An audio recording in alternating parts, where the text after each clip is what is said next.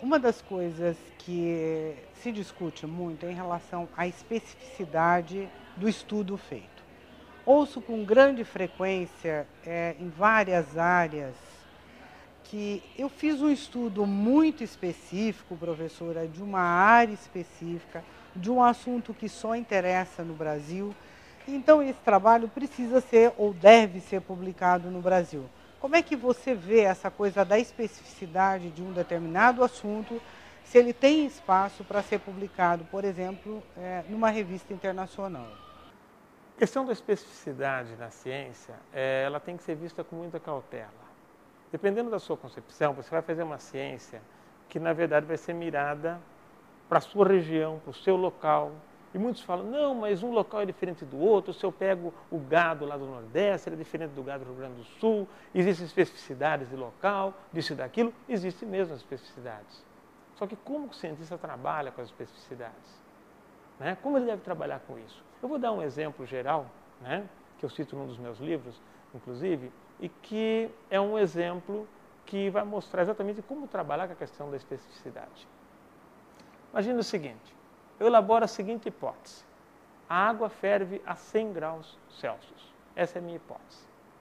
Aí a gente vai analisar, né, se os dados corroboram essa hipótese ou derrubam essa hipótese, e a hora que você começa a examinar, você sai para a natureza e você vê que de fato isso é verdade, se você está aqui ao nível do mar.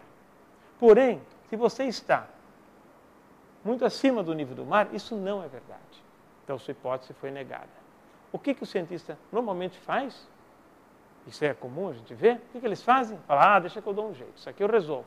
Sim, ó. A água ferve a 100 graus Celsius ao nível do mar. Resolveu o problema. Mas se você olhar com mais detalhe, você vai ver que nem isso é verdade. Tá? Isso é verdade se é água pura.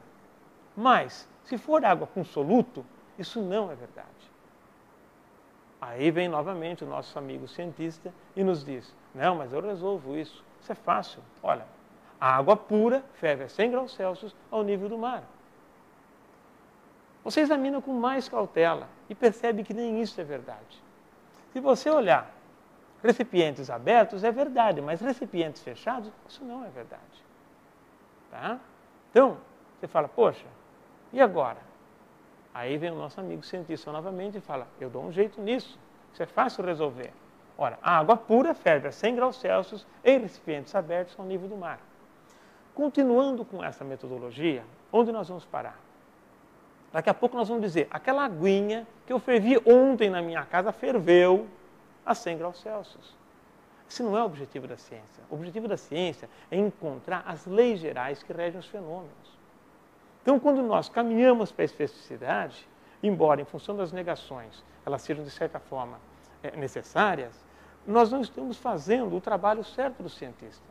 Na medida que nós vamos justificando as nossas exceções, nós não estamos caminhando para o lado certo. Né? Qual seria, então, a alternativa? Veja, o que nós fizemos? Nós tínhamos aqui uma hipótese que foi negada. Tá? Essa hipótese descrevia, inicialmente, um conjunto de dados. Então, estava aqui a nossa hipótese, tá? Descrevendo vários dados. Essas são as bases empíricas, ou seja, ela se referia a um alcance empírico X, né? E a gente viu que, na verdade, não foi isso que aconteceu. Isso aqui não ocorreu. Isso restringiu a minha hipótese. Então, a minha hipótese ficou menor. Tá certo? Então, eu tinha uma hipótese que procurava se referir a um conjunto de águas do planeta todo e, de repente, eu vi que em alguns lugares não dava, eu fui restringindo o alcance da minha hipótese. Para mantê-la, eu fui restringindo. Não é verdade? O que o indivíduo deve fazer? Ok, restringir a hipótese é inevitável. Qual o passo seguinte?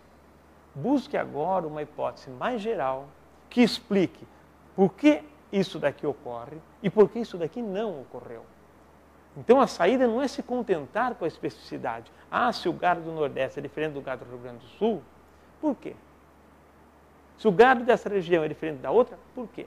Então, o passo seguinte é entender essa diferença e explicá-la, e não simplesmente se contentar com ela e dizer, ah, na região tal, do CEP número tal, ocorreu assim. Não, isso você não faz ciência. Você percebe as diferenças e tenta explicá-las. Aí você faz ciência. O que o Darwin fez? Darwin fez isso. Ele entendeu as diferenças locais e criou uma teoria para explicá-la. Por isso que nós conhecemos o Darwin, e por isso que nós não conhecemos um monte de gente que faz a tal das especificidades por aí. E isso se reflete no texto, na hora de fazer a construção.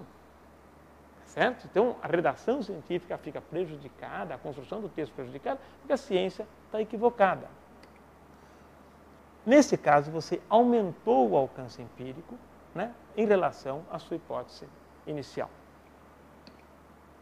Nesse caso aqui, primeira coisa, assume, essa ideia foi negada.